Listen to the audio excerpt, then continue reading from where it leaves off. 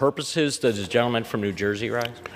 I rise to claim time in opposition to the gentleman's amendment. Gentleman is recognized. Thank you, Mr. Chairman. I frankly don't understand the purpose of this amendment. Last spring, FERC issued an updated policy statement and interim guidance detailing how the Commission should treat new applications for natural gas pipelines and account for greenhouse gas emissions. Now, the Commission, a month later, clarified that both documents were drafts and that it would seek further input and comments on the drafts. That's it. These documents are not final rules or orders from the Commission. They're not law. They're a draft. Draft documents that the Commission has put out to solicit industry and stakeholder feedbacks. And that's the way we want the government to work, for it to be responsive. And withdrawing these documents from draft status, which is what I think the gentleman's amendment would do, would have no impact on any policy, and instead I think would just create further confusion and possibly release FERC from the duty to consider industry's comments on the draft.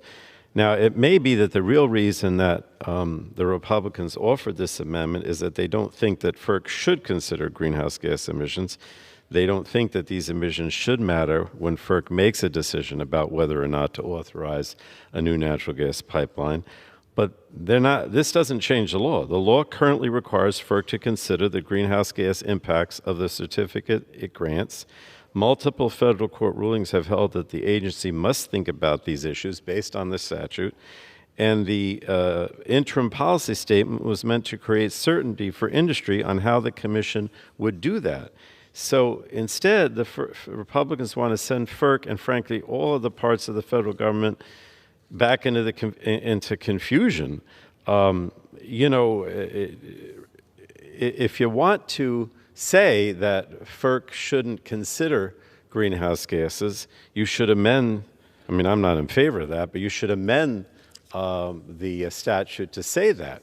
But by simply saying that these rules should be, or these draft rules should be withdrawn, that's going to tell industry, you know, how do you deal with this? How are they going to know what to do if there's no rules, no policy, no input from them whatsoever? So I mean, look, I oppose, I think it would be wrong to change the statute to say that they shouldn't take greenhouse gas impacts into consideration.